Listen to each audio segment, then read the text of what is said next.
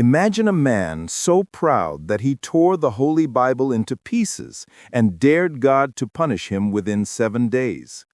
The villagers trembled. His own wife begged him to repent, but he laughed in their faces. Days later, his screams shook the night as his body twisted into something no one had ever seen before.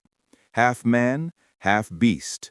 This is the chilling true lesson of Akinamo, the man who challenged God and lost everything. This was how it all started. Once upon a time, there lived a man named Akinamo. At sunrise, when roosters split the quiet and smoke from morning fires curled above the rooftops, Akinamo stepped out onto his veranda like a king inspecting a small, obedient kingdom. He was broad-shouldered and meticulously groomed, the kind of man who polished his sandals and his reputation with equal attention. Gold gleamed on his wrist, a heavy chain rested on his chest. He liked the way people's eyes paused on those things. He liked the hush that followed his footsteps. "Good morning, sir," called a tailor, passing by with folded fabrics on his head. "Of course it's a good morning," Akinamo replied, not bothering to look up from his phone. "I make it so." The tailor chuckled nervously and quickened his pace. Most people did. They laughed when he laughed, agreed when he sneered, and moved out of his path the way goats scatter before a rushing bicycle. It wasn't that he beat people or shouted much, though he could do both with frightening skill. It was the certainty in him, the coldness that let him slice through a conversation and leave the other person bleeding dignity on the ground. He was known for money, lorries, land, and a grain warehouse the size of a church, but he was feared for his mouth. He had a way of twisting words until they cut. He said prayer was a lullaby for the weak. He said faith was a blindfold people tied themselves with so they didn't have to face the truth, that power belonged to those who reached and took it. This morning, as usual, the street performed for him. A water seller rattled tin cups, school children chattered, a mechanic sang off-key while tightening a bolt. Akinamo stood in the center of it all, a monument with a pulse. When the church bell rang from the hill beyond the market, a soft, dependable sound, he snorted. "Listen, the lullaby again." Inside the house, Mariama moved quietly from room to room. She wore a simple blue wrapper and a headscarf, and her eyes carried the weary shine of someone who has cried in secret and learned to swim through her days anyway. She placed tea on the table. "Your tea will cool," she said gently. He lifted the cup, took a sip, and set it down as if the taste had failed him. "Are you going to the women's prayer meeting again?" "Yes," she answered, "this evening." He leaned back, stretching, letting the chair creak under his confidence. "You pray and nothing changes. The church prays and still borrows my trucks for your harvest festivals. Even your pastor, doesn't he come here for help when his generator dies?" She didn't answer. She had learned not to feed the flame. Instead, she moved to the window, where the light made a halo of the dust in the air. "Humility is not weakness, Akinamo," she said softly. "It is wisdom. Even kings kneel." He laughed, a sound like a door slammed against a pleading hand. "Show me a king who kneels."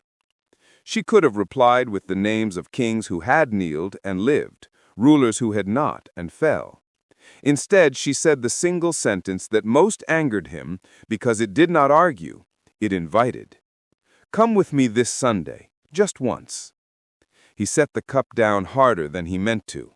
A thin ring of tea darkened the glass table. "No." Outside, an old catechist paused by the gate to adjust his cap. Akinamo's voice drifted to him through the window. "Tell your God to bless me. I have a new truck arriving. I'll dedicate it to my own name." The catechist met Mariana's eyes through the window. He didn't speak, but the tilt of his head carried a prayer, the kind you give when your mouth is too tired for words. She nodded back. Later, At the market, Akinamo bought tomatoes.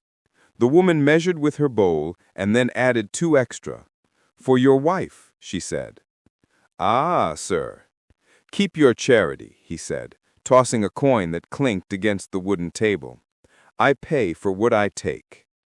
By afternoon, the village knew he had turned down his wife's invitation again. These things traveled faster than motorcycles. Near the grinding mill, 2 young men whispered that a man who never bows would someday snap. An elder hushed them.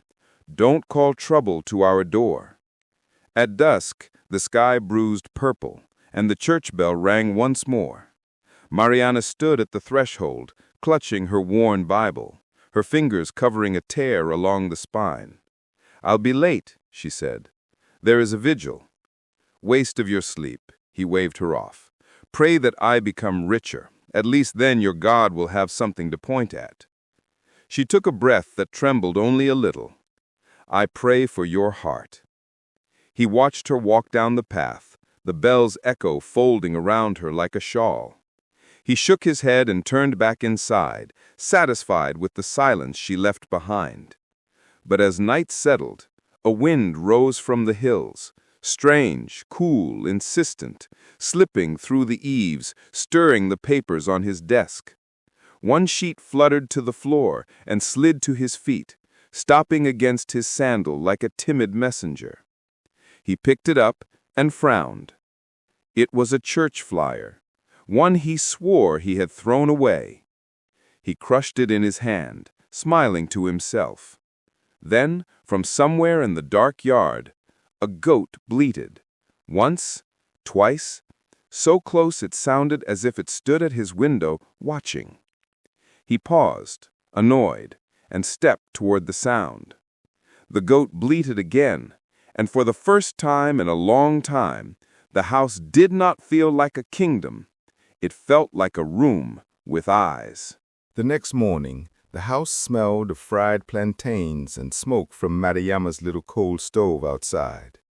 She hummed softly as she turned them, the sound more prayer than song.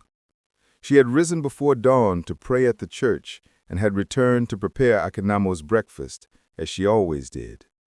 For her, duty was not slavery, it was love. And love, even bruised, continued to serve. Inside, Akinamo stretched in bed, yawning like a lion reluctant to wake. He rubbed his wrist where the gold watch had left the red mark during the night. When he heard Mariama's humming, his brows drew together. He hated that sound, not because it was ugly, but because it was pure, untouched by his arrogance. "Mariama," he barked. She turned quickly, wiped her hands on her wrapper, and stepped inside. "Yes, my husband?" He sat at the edge of the bed, leaning forward with a smile that was sharp, not warm. "That song again, every morning. Do you know what people say of you? They say you are a foolish woman, clinging to prayers as if they are blankets that can feed you." She lowered her gaze, not from shame, but from patience. "Better a blanket that warms the heart than gold that weighs the soul," she whispered. The words hit him harder than he expected. His smile fell. He rose, towering over her, his shadow cutting her figure in half. "Careful woman, don't test my patience." She did not reply. Instead, she placed a plate of steaming plantains and beans on the table, then quietly returned to the yard.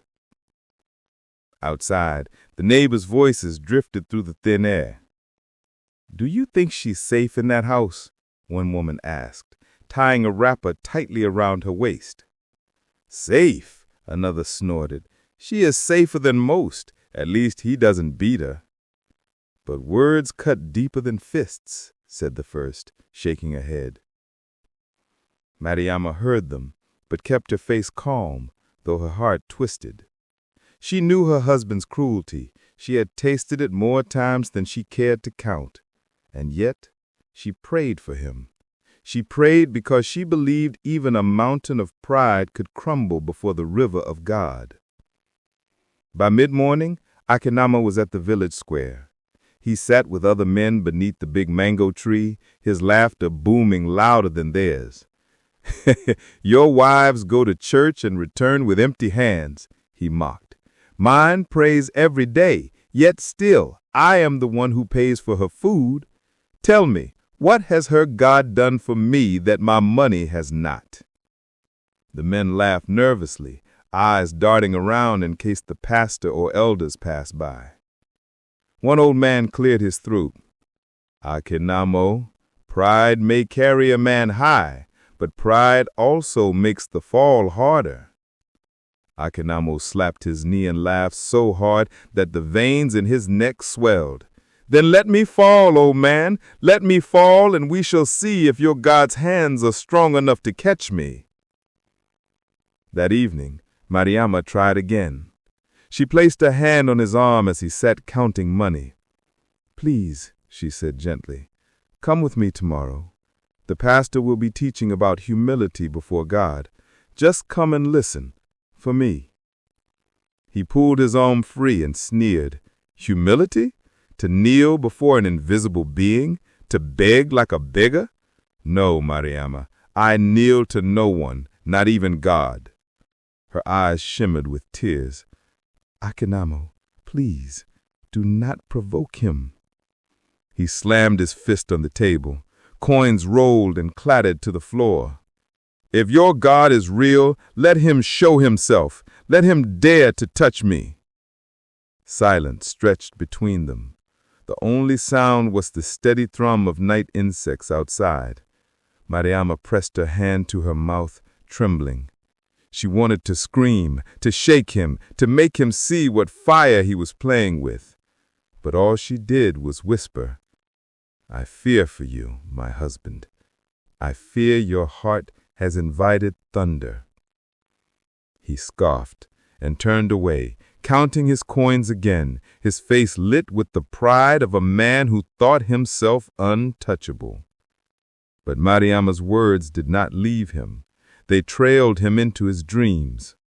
That night he dreamed of thunder rumbling across the sky with no clouds, of a hand riding across the heavens in letters too bright for his eyes. He woke sweating, clutching his chest, his pride still intact, but his sleep forever unsettled. The house was divided, faith on one side, arrogance on the other, and the air between them was stretched thin, ready to tear. The evening sky hung low with heavy clouds, as if it carried secrets the earth was not ready to hear. The marketplace had quieted, and people carried their last baskets of yam and cassava home. Yet from Akinamo's compound came the sound of his booming laughter. He had gathered a few men, drinking companions who never dared to disagree with him, around a table stacked with bottles. "Tell me," he slurred, holding his calabash high, "how long will your wives waste time singing in that church? My Mariama spends more time there than in my house, and still nothing changes.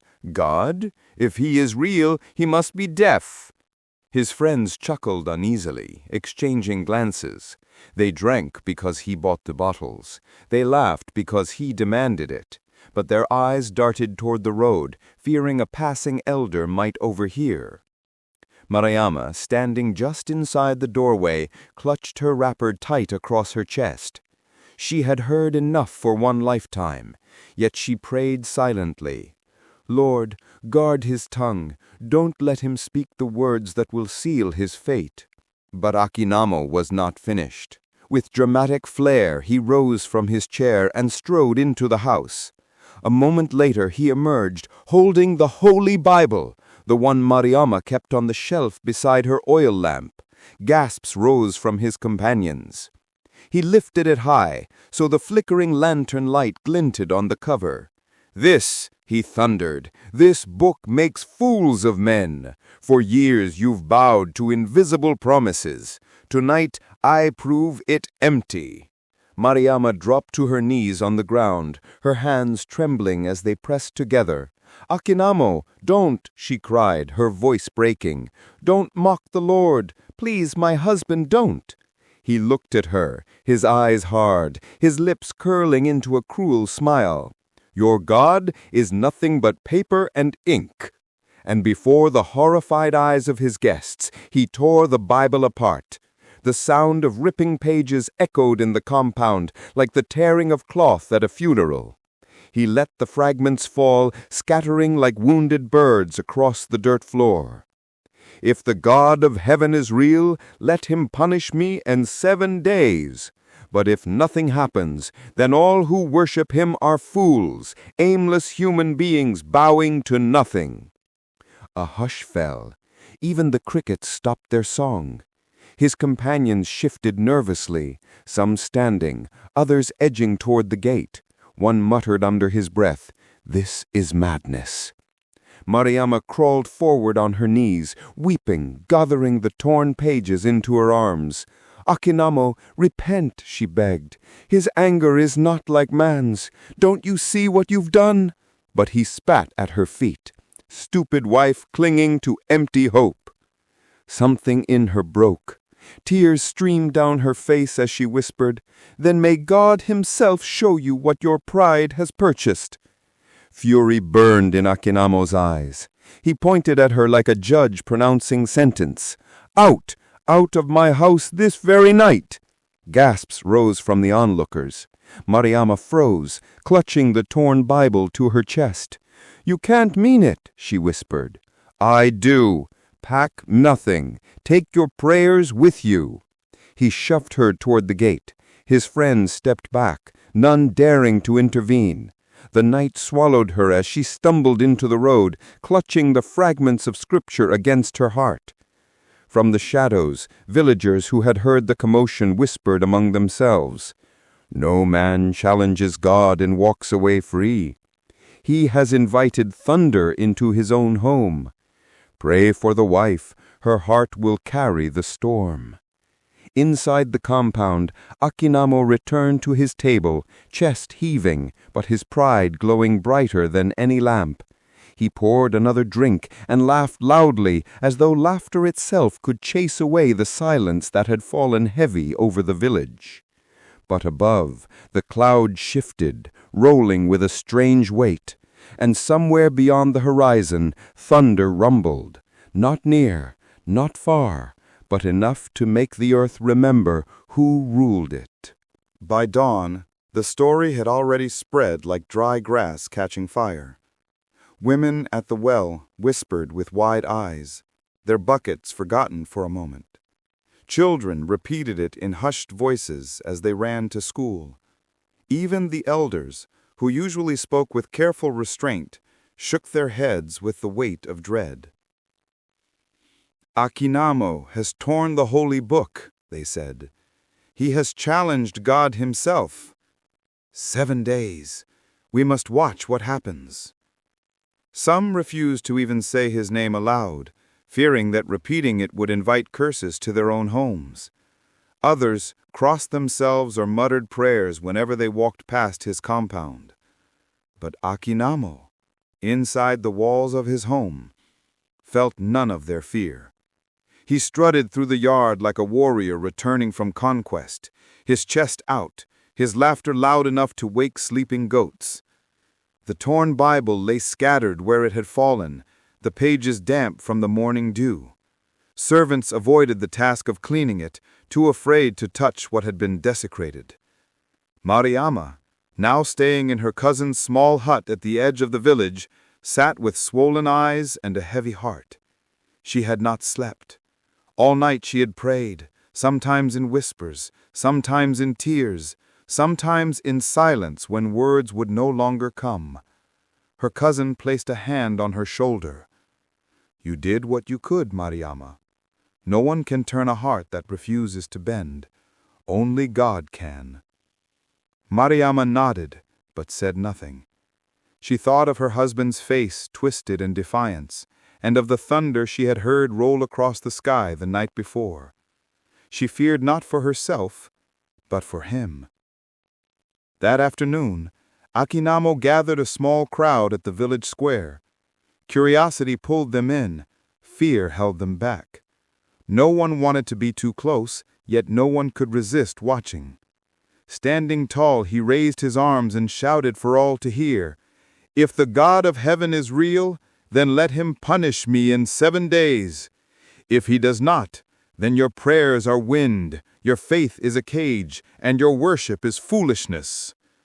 The square was silent, except for the buzzing of flies and the distant bleating of goats.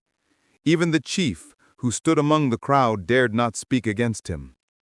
His face was stern, his jaw tight, but his voice never came. Mariama, hidden among the women at the back, could not stop her tears. She clasped her hands until her knuckles turned white. "O Lord," she whispered, "have mercy. Do not let his pride consume him. Break him gently before he breaks himself completely." But Akinamo saw her in the crowd. His eyes narrowed. "There is my foolish wife," he shouted, pointing, still clutching her scraps of faith. "Look at her, crying like a widow though her husband is alive. Tell them, Mariama, tell them your God will answer me." The villagers turned their eyes toward her, but she could not speak. Her throat tightened, her lips trembled, but no sound came. Akinamo smirked. "See? Even she knows the truth. Your God will do nothing." The crowd gasped, and some began to edge away. An elder spat on the ground and muttered, "The gods of the earth are patient, but the God of heaven is not mocked. His time will come." That night, when Akinamo returned to his house, the compound was strangely silent. Even the wind seemed to hold its breath. He poured himself a drink and sat on the veranda, looking up at the starless sky. 7 days, he murmured to himself with a grin. 7 days to prove the heavens empty. And as if the heavens answered, a faint crack of lightning split the sky in the far distance. So brief it could have been mistaken for a trick of the eyes. But Mariama, kneeling in prayer in her cousin's hut, saw it too. Her heart clenched. She knew the countdown had begun. The night air was cool, but Mariama felt no comfort in it. She sat outside her cousin's hut, the torn pages of her Bible still clutched close to her chest. Some were wrinkled from her tears, others smeared with dirt from where they had fallen in Akinamo's compound. She had gathered them in haste, as if collecting broken pieces of her own soul. Above her, the stars stretched wide and endless. She looked up at them, whispering prayers that trembled out of her like fragile threads. "Lord, you are merciful. Forgive him even when he does not know what he does. Do not turn your face away from him or from me." Her cousin, Fatmata, came and sat beside her, wrapping a shawl around her shoulders. "You cannot carry his burden alone, Mariama. You warned him. You pleaded. But pride is a disease that no wife can cure." Mariama shook her head, her lips pressed tight. "But he is my husband. Even if he casts me out, I cannot stop loving him. If judgment must fall, let it pass over his head. Let it strike me instead." Fatmata sighed deeply. "Careful with such prayers, sister. You do not know the weight of them." Meanwhile, Akinamo's compound was loud with his arrogance. He had sent word to his business associates in the neighboring town, boasting that he was testing God himself. They came bearing wine and laughter, eager to witness the spectacle. "7 days, you say?" one man jeered, slapping him on the back. "By the 8th, you will be a god among men." Akinamo grinned, raising his calabash high. "Then drink with me, for in a week's time every knee in this village will bow to me instead of their sky god." The men roared with laughter, but beneath their amusement was unease. Some shifted uncomfortably, remembering stories their fathers had told them, tales of men who mocked the divine and were never seen again. When the visitors left, silence fell heavy in the compound. The torn pages still lay scattered in the corner where Mariama had dropped them before being cast out. The wind picked one up and pressed it against the veranda post. In the dim lantern light, the words were faint but visible. God resists the proud, but gives grace to the humble. Akinamo glanced at it, snorted, and crushed the page under his sandal. Far away, Mariama lifted her face to the stars. Her tears glistened as she prayed again. Father, if this is the cup I must drink, give me the strength. But if there is mercy left for him, let it fall swiftly before it is too late. Her voice cracked. The wind answered with a long, mournful sigh through the trees, as though the heavens themselves were grieving with her. The village, too, felt the tension. No one dared approach Akinamo's house after dark. Even children, who once played freely near his yard, now crossed to the other side of the road. An old woman was heard muttering, "The man has lit a fire with his words. Soon we shall see what burns." And so Mariama lay awake on a woven mat in her cousin's hut, her body trembling from exhaustion, but her lips moving still in prayer. She prayed under the stars, wept into the earth, and begged heaven for mercy. But Akinamo, stretched comfortably on his bed, laughed as he drifted into sleep, confident that his words had chained God himself to silence. He did not know the chains he mocked would soon bind him. The third day dawned with a sky so clear it mocked the fears of the villagers. The sun rose sharp and golden, spilling light over the fields, as though heaven itself were unbothered by Akinamo's challenge. Some began to whisper that perhaps he was right, perhaps nothing would happen, perhaps God had ignored him. Akinamo leaned into this belief with glee. He strutted through the marketplace, his sandals thudding proudly against the dust. 3 days, he shouted, spreading his arms wide. Do you see? I walk, I breathe, I eat, I drink. Where is this God you all tremble before? He hides because he is nothing. Some laughed nervously, eager to stay in his favor. Others turned away, muttering prayers beneath their breath. But by midday, a strange weakness clung to him. It started as a dull ache in his thighs, the kind of soreness that follows a long day of walking. He dismissed it at first, waving his hand as though brushing away a fly. Yet by evening, the ache had sharpened into something fiercer, a stabbing pain that made him wince with every step. When Mariama's cousin heard the gossip and rushed home to tell her, Mariama covered her mouth with shaking hands. She said, "It has begun." Her knees buckled beneath her, and she sank onto the floor, whispering prayers with her whole body trembling. That night, Akinamo tossed in his bed. Sweat poured down his brow, soaking the pillow. He kicked his legs violently, as though trying to escape invisible ropes binding him. His servants peered in through the door, but dared not enter. At midnight, his screams split the silence of the village. People awoke and sat upright in their huts, listening, hearts pounding. The cry was raw, almost animal in its agony. Then silence. Then another scream, louder, jagged, echoing against the walls. Neighbors rushed toward his compound, carrying lanterns. They found him curled on the ground, clutching his legs. His eyes were wide, wild, as if he had seen something no other could. "What is it, Akinamo?" one brave man asked, his voice trembling. "My legs," he wailed. "Fire runs through my legs." He tried to stand, but his movements were stiff, unnatural. His knees bent awkwardly, his feet twisted. The crowd recoiled as he stumbled and fell face first into the dirt. An old woman covered her mouth. His steps, look, he moves like an animal. Indeed, his gait was no longer human.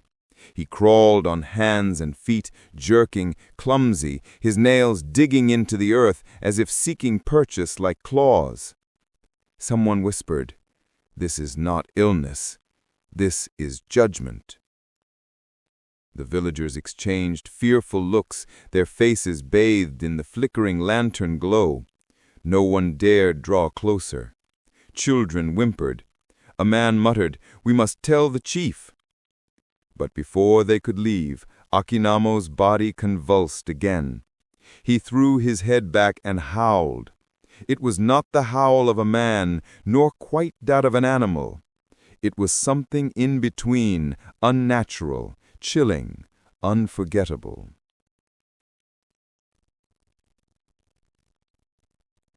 People fled from the compound, covering their ears, their hearts racing.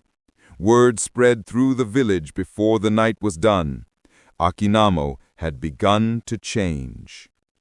And in her cousin's hut, Mariama knelt in tears, her palms flat on the earth as she cried, "O God, please, even now, let mercy speak louder than judgment."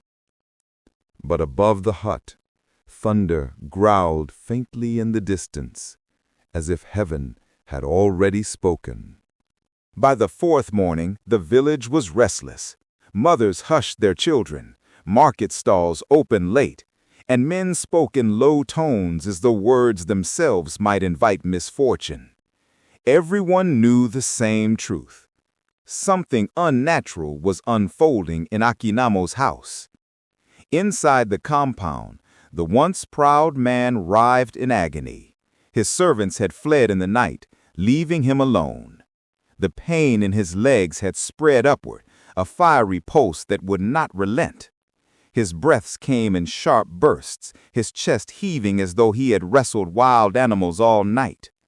When dawn broke, his cries pierced the air again. Neighbors, despite their fear, rushed to the compound. Curiosity warred with terror. A crowd gathered outside his gate, hesitant to enter. Finally, an elder stepped forward, clutching a staff. "If judgment has come, we must witness it. Let no one say we turned our eyes away." The gate creaked open, and the villagers poured in, clutching their cloths to their mouths, their eyes wide. There in the yard lay Akinamo, and what they saw froze them where they stood. His legs were no longer the legs of a man. The skin had darkened, rough and bristled with coarse hair. His feet, his feet, had split grotesquely, reshaped into hooves. He clawed at the ground, his nails cracked and thick, scraping against the dirt as though searching for something only he could sense. When they tried to help him, offering water, he snarled, his mouth twitching uncontrollably. His tongue hung thick and strange, and when food was placed before him, yam, stew, bread, he turned his head away. Instead, he staggered toward the garden, fell to his knees, and tore at the grass with his teeth. A collective gasp rose from the crowd. Women screamed and covered their children's eyes. One child cried out, "Mama, he is turning into a goat," and had to be pulled away trembling. Akinamo lifted his head, blades of grass hanging from his mouth, his eyes wild and red. And when he opened his mouth to speak, no words came, only a bleat, raw and broken, like the cry of a dying animal. The sound silenced the crowd. Even the birds in the trees seemed to still. One man dropped to his knees, clutching his head. "He is not sickness. This is the hand of God. Did he not say 7 days? And look, on the 4th day, the punishment has begun." The chief, who stood at the front, lifted his staff high. Let this be a warning. Pride has no throne before heaven. No man tears the holy book and walks away free. But fear overtook some of the villagers. A woman whispered, "What if the curse spreads? What if it touches us, our children?" Another spat on the ground. "We should drive him away. He is no longer a man, but a beast." Their voices rose in panic until the chief thundered, "Enough!" Silence fell heavy again. At the back of the crowd, Mariama stood weeping, her shawl drawn tight over her head. She had not wanted to come, but whispers had dragged her here. When her eyes fell upon her husband, half man, half goat, her heart nearly split. She wanted to run to him, to cradle his head, to beg heaven once more for mercy. But when she stepped forward, someone pulled her back. "No, Mariama," a woman whispered. "Do not touch him. He is cursed." Still, Mariama's tears fell to the earth like rain, her lips moving in prayer, though her voice was gone. In the yard, Akinamo collapsed, bleeding again, his body trembling. The villagers stepped back in terror. No one dared draw closer. The man who once mocked heaven had become a spectacle of judgment, and the whispers began to ripple through the village. No man challenges God and goes unpunished. By the 5th day, Akinamo's compound had become a place of dread. Children were forbidden to play near it. Traders hurried past with their heads lowered, whispering prayers under their breath. The proud man who once mocked their faith was now hidden away in shame, but his cries still leaked into the streets, chilling all who heard them. Inside the yard, the change was undeniable. His hooves scraped against the ground as he crawled awkwardly on all fours, his once straight posture broken into a crooked stoop. His clothes hung in tatters, dirt and grass stains clinging to them. His mouth twitched, lips curling back to reveal teeth grinding endlessly. When food was placed before him, warm yam porridge, roasted fish, even fruits he once enjoyed, he shoved them away with disgust. Then, before the horrified eyes of his neighbors, Akinamo dragged himself toward the garden. With an animal's desperation, he buried his face in the weeds, ripping grass from the ground with his teeth. A woman screamed, dropping the water pot she had brought. "He eats grass," she cried, backing away in terror. The sight spread quickly. Within hours, half the village gathered outside the compound, whispering, crossing themselves, clutching charms or muttering scriptures. "This is no man anymore. This is a beast," one muttered. But not everyone agreed. The village divided sharply. Some elders said, "Leave him be. He is a living warning from heaven. To touch him is to risk the wrath of God." Others shook their heads. "If he stays, what happens to us? Curses spread like fire." The chief called a council that evening under the old iroko tree. Men and women came, their faces lined with fear. "What shall we do with Akinamo?" the chief asked. "Is he still one of us, or has God cast him aside?" One elder rose, leaning heavily on his staff. "He has mocked God. The heavens have answered. We should drive him from the village before he brings more calamity."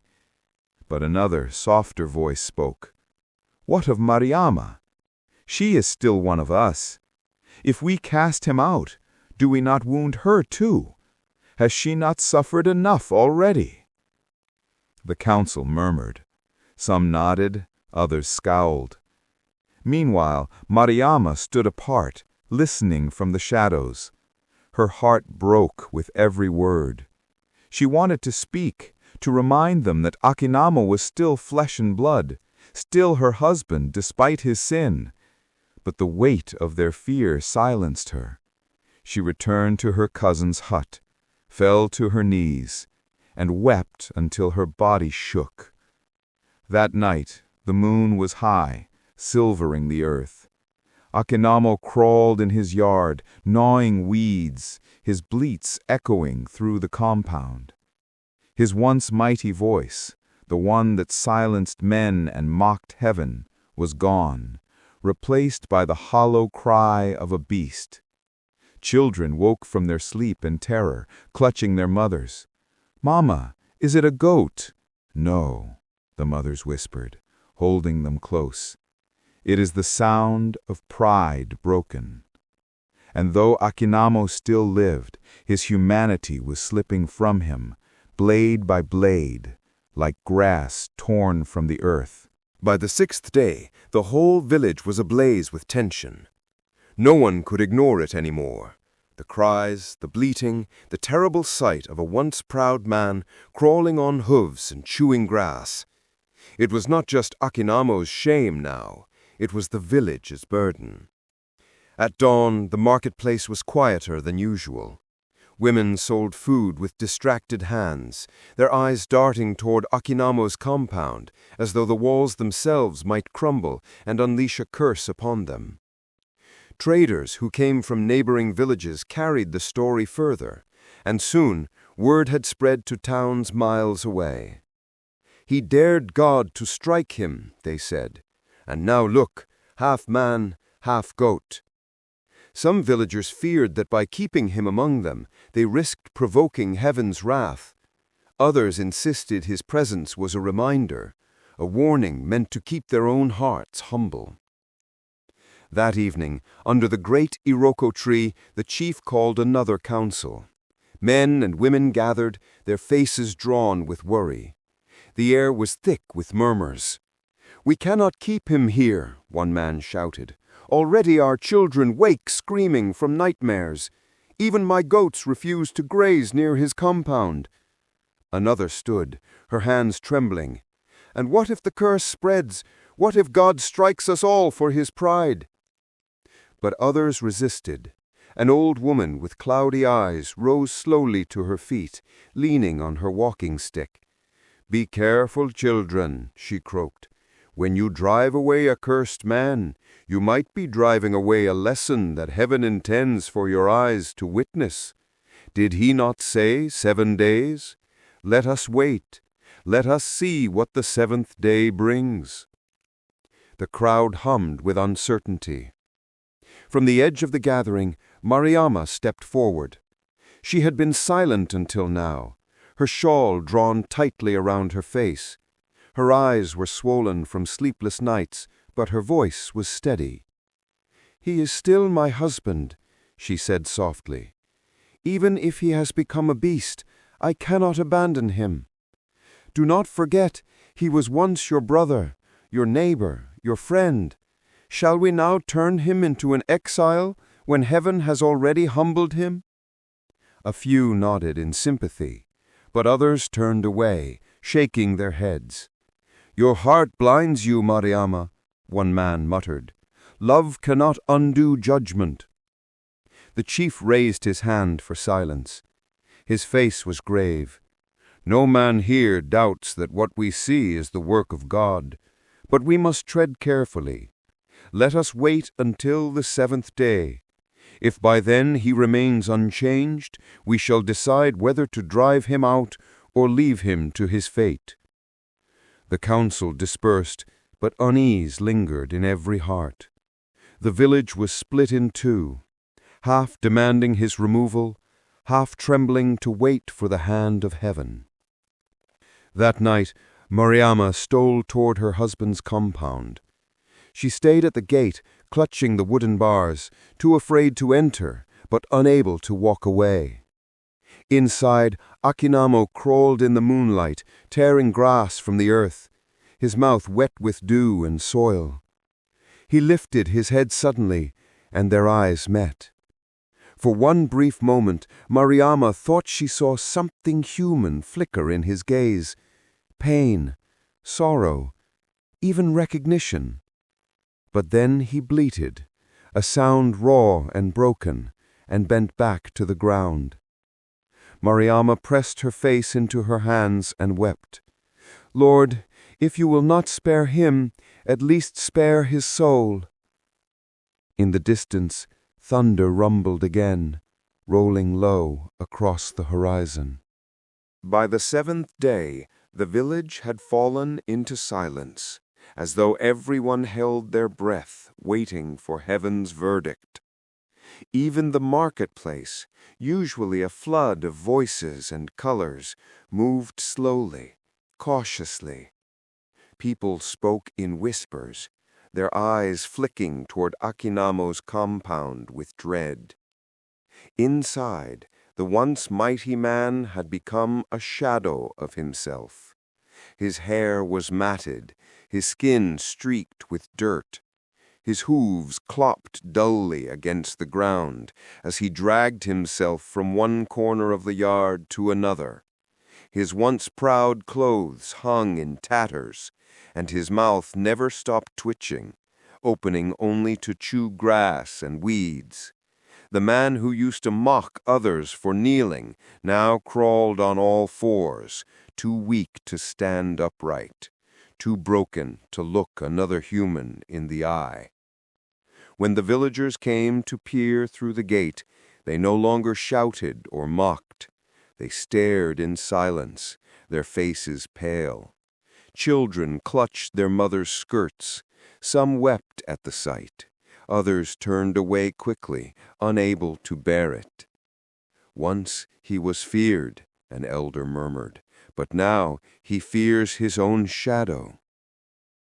Even his family could not endure the sight. His brothers, ashamed of his state, stopped visiting altogether. His cousins, who once shared in his wealth, now whispered that perhaps they had always known he was cursed.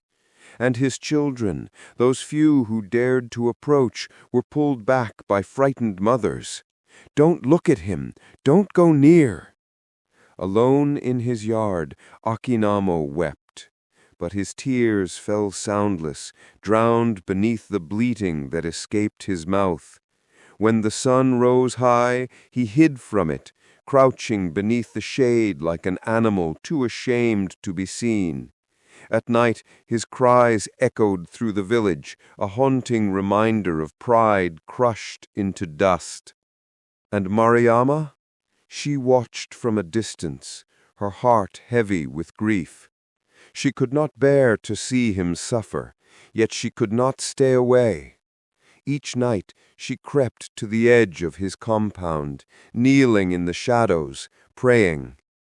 One evening, when the moon was pale and thin, she whispered through her tears, "O God, if you still see him, if you still hear him, let mercy touch what judgment has broken. Let not his soul be lost, even if his body is beyond saving." But no answer came, only the lonely sound of her husband crawling in the dirt, chewing grass like the very goats he once despised. The village whispered, "He is no longer man. He is no longer beast. He is something in between." And in their hearts they knew the truth. Akinamo was now a living warning, a man abandoned by pride, devoured by his own challenge to God. He had once stood taller than all men, but now he lived as the loneliest creature in the land. On the 8th night, while the rest of the village slept fitfully, Mariama could not close her eyes. She knelt on the cool earth outside her cousin's hut. The torn fragments of her Bible spread before her like wounded soldiers. A lantern burned dimly at her side, its weak flame trembling in the night breeze. Her knees ached, but she did not rise. Her lips moved ceaselessly, whispering prayers through her tears. "Lord, I do not ask you to undo what you have done. I only beg that his soul not be lost. Break his pride, yes, but do not destroy him utterly." The air around her grew strangely heavy. The night crickets fell silent, and the wind stopped stirring the trees. Mariama froze, A stillness settled, so deep it made her heartbeat echo in her ears. Then before her eyes the shadow of a hand appeared upon the wall of the hut. She gasped, covering her mouth. The hand was not like flesh. It was made of light, shimmering like molten gold. And upon the wall the hand wrote in letters that blazed as fire, "The proud shall fall, and the humble shall rise." Mariama collapsed forward, pressing her face into the dust. Her body shook as she whispered, "Lord, have mercy, have mercy." Tears soaked into the ground beneath her. By dawn, her cousin found her still on the earth, trembling. "What happened?" Fatmata asked, pulling her up gently. Mariama's voice cracked as she answered, "God has spoken. His fall is sealed, but he has promised the humble will rise." Fatmata's eyes widened. "Then pray for yourself, Mariama, for you have been humble in your suffering." That day, Mariama gathered courage and went to the edge of Akinamo's compound. She pressed her hands against the wooden gate, peering in. He was there, crawling, his body filthy, his lips raw from chewing grass. His once bright eyes were dull, yet when he glanced up and saw her, a flicker passed through them. He staggered toward her, dragging himself across the dirt. For a moment she thought he might speak. Instead, a broken bleat spilled from his mouth. He stretched one trembling hand toward her, and she saw tears glistening in his eyes. Her own tears flowed freely. "Oh, my husband, if only you had listened, if only you had turned back before it was too late." The villagers who watched from a distance muttered uneasily, "See how even in his beastly form he still reaches for her, but heaven has already judged him." Mariama pressed her hand against the gate, unable to step inside. "I will not abandon you," she whispered. "Even if the world calls you cursed, I will still pray for your soul." And that night, once more, she knelt beneath the stars. Her voice cracked, her body shook, but her prayer did not falter. "Lord, spare him from eternal shame. If his flesh must perish, let his spirit find rest." But the heavens remained silent, and the only answer was the lonely bleating of her husband drifting through the darkness. The 9th day broke with heavy clouds, the kind that swallows sunlight and make even roosters crow reluctantly. The village square was restless, people whispering about what must be done. Some argued for mercy, others demanded exile. Children were kept indoors, their mothers fearing the sound of Akinamo's cries might curse young ears. That afternoon, Mariama walked past the market. Her head was bowed, but she could hear the whispers. "Why does she still pray for him?" one woman said. "She clings to a man who has already been claimed by judgment," another replied. "She is blind with love," muttered a third. Mariama ignored them, though each word cut her like glass. Her heart ached with sorrow, but something stronger than shame carried her steps toward Akinamo's compound. She felt a pull, as though heaven itself was urging her closer. When she reached the gate, she froze. A figure moved slowly inside the yard, not upright, not strong, but crawling. It was Akinamo. His once broad shoulders hunched forward, his hands trembling as they dug into the dirt. His hooves scraped against the earth with every painful drag forward. His mouth opened and closed, but no words came, only guttural bleats. Then, for the first time, he crawled not toward the garden, but toward the gate, toward her. Mariama pressed her hands against the wooden bars, her breath catching in her throat. "Akinamo," she whispered. He reached her at last, collapsing just before the gate. His face, streaked with sweat and mud, lifted slowly to meet hers. And in his eyes, through all the torment, there flickered something human. Sorrow, regret, and the faintest glimmer of recognition.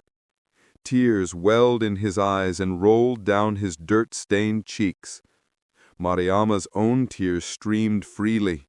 She fell to her knees on the other side of the gate, her hands trembling against the wood. "I am here. Even now, I am here." He stretched one shaking hand through the gap in the gate.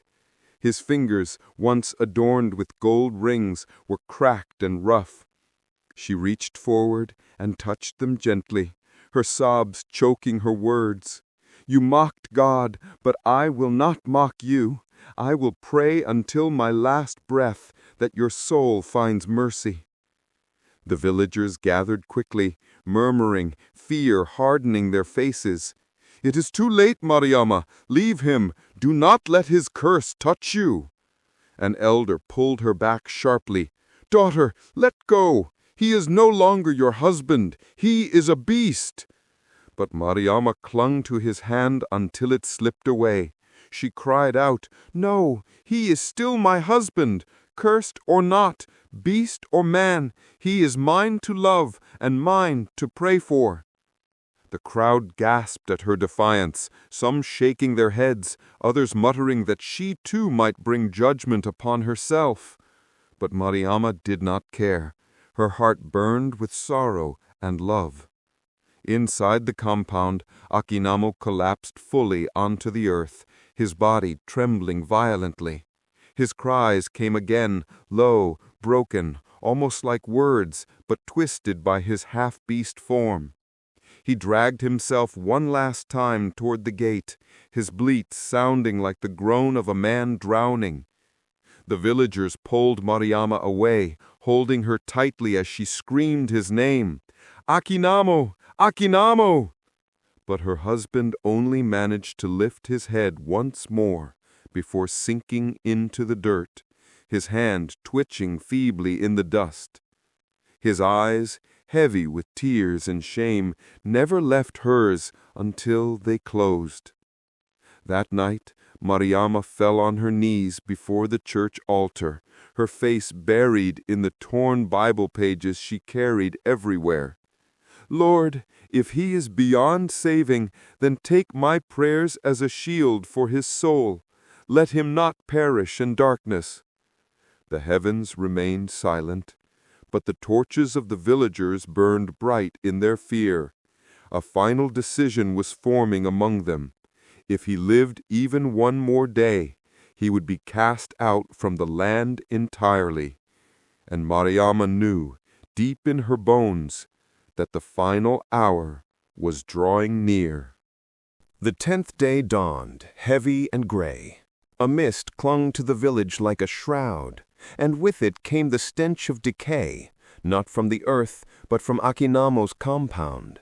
The villagers muttered that his body was rotting while he yet lived, and mothers pulled their children close whenever his name was spoken. By now the council of elders had stopped debating. Fear had hardened into certainty. Akinamo was cursed, a walking warning, and no one dared speak of mercy. But the cruelest blow came not from strangers. It came from his own blood. That morning, his brothers arrived at the compound, not with food or pity, but with greedy eyes and long sacks slung across their backs. While Akinamo crawled in the yard, moaning and bleating like a beast, they moved through his house like scavengers. They tore open trunks, seized his gold bracelets, pocketed his coins, even dragged out his fine clothes. "Let the beast chew grass," one sneered. "What use is he for silken sandals?" Another laughed as he pried the heavy gold watch from the nightstand. "This will shine brighter on my wrist than on his." Akinamo, weak and broken, dragged himself toward the doorway. His hooves scraped against the ground as he tried to rise, but his body betrayed him. He collapsed in the dirt, his mouth opening in a pitiful bleat that might have once been a cry for mercy. His brothers turned their heads away, ashamed for only a moment, before greed swallowed them whole.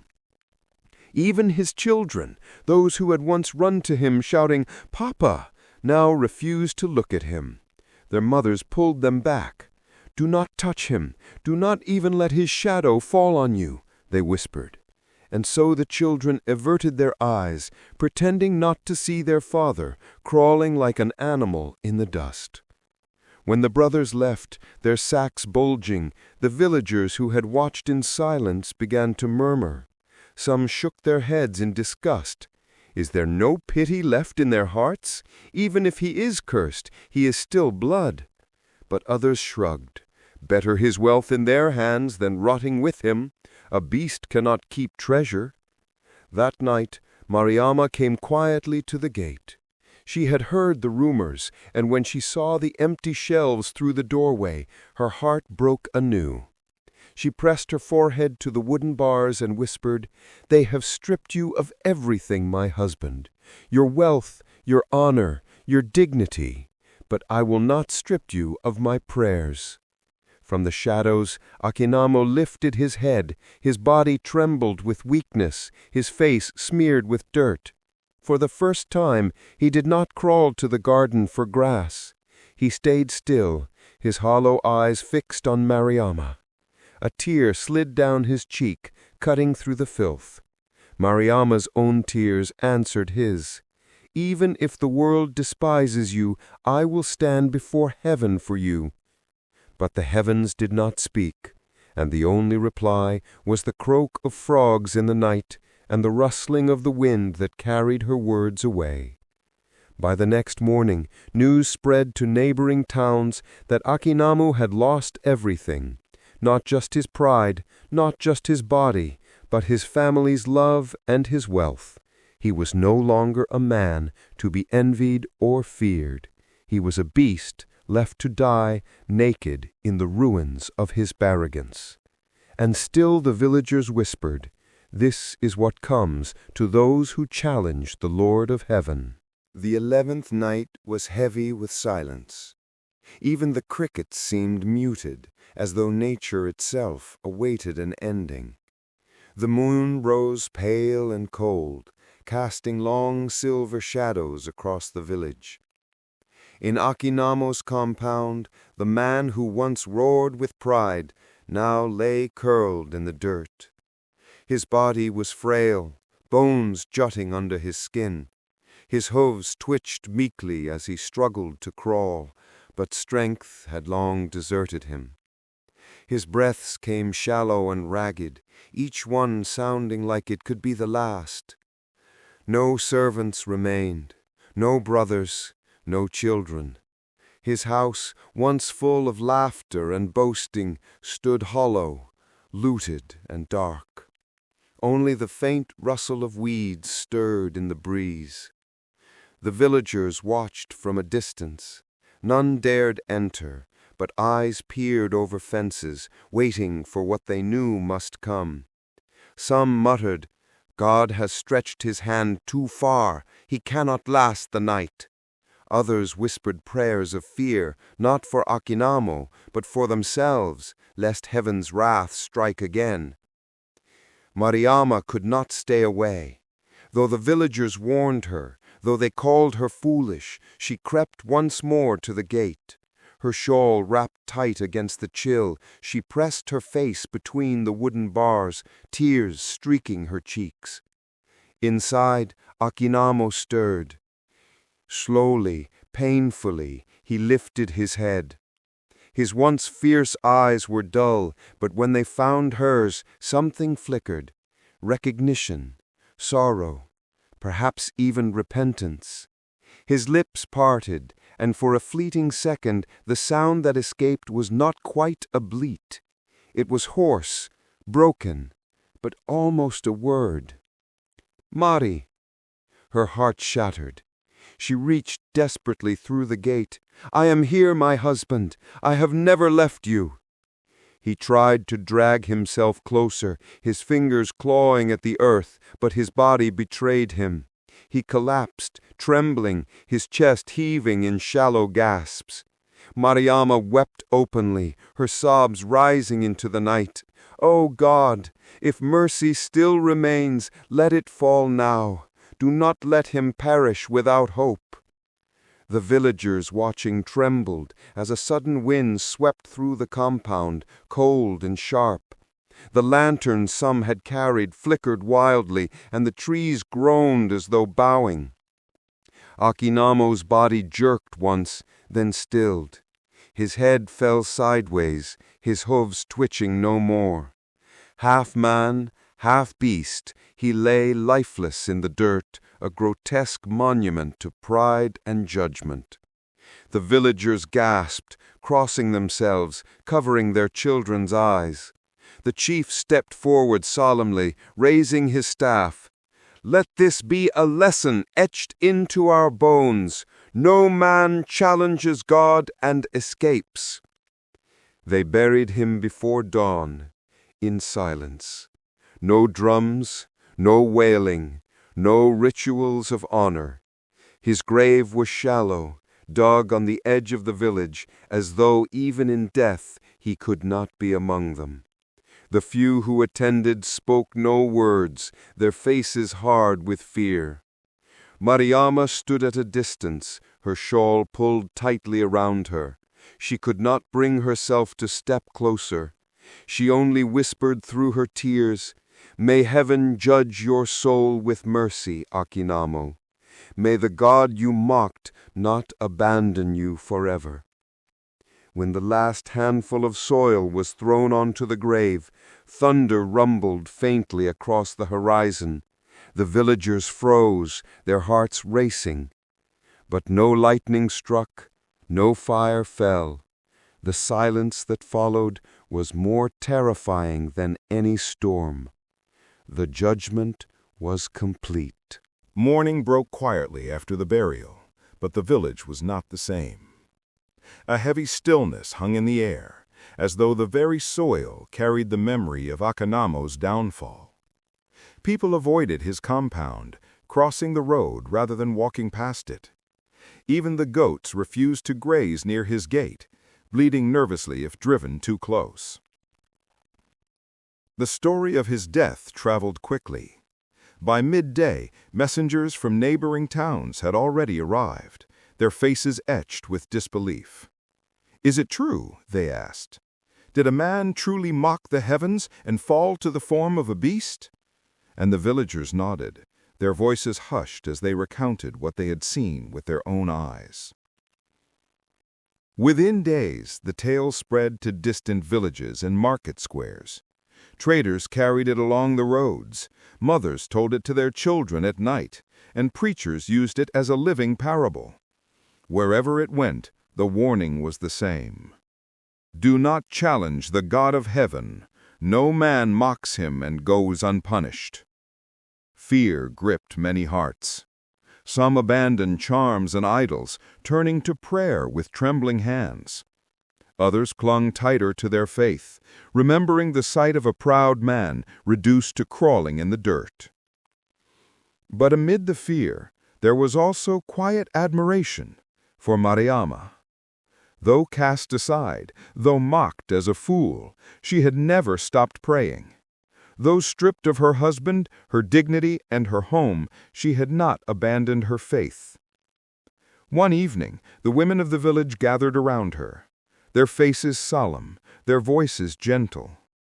"You have suffered greatly, Mariama," they said. "Yet you stood firm. You prayed when the world laughed.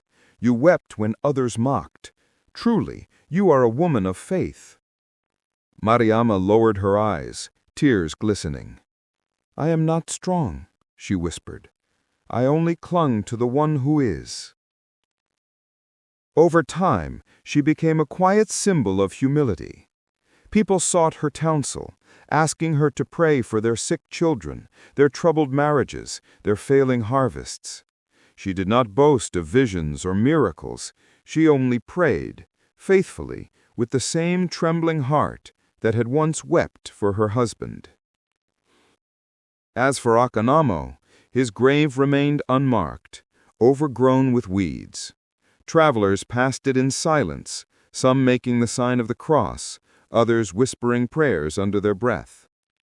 Parents pointed it out to their children as they walked by. There lies the man who mocked God. Remember, child, pride leads only to the dust. Years later, the story was still told, around fires, in marketplaces, at church gatherings. His name became a caution, a shadow cast across memory. But Mariama's name became a light, spoken with respect. In the end, Akinamo was remembered not for his wealth, not for his power, not even for his arrogance, but for his fall. And Mariama was remembered for the prayerful endurance that outlived his pride. And so the tale of the fall of Akinamo was etched into the heart of the land, a living reminder that heaven may be silent for a season, but its silence is never weakness. Sooner or later, pride is broken, and only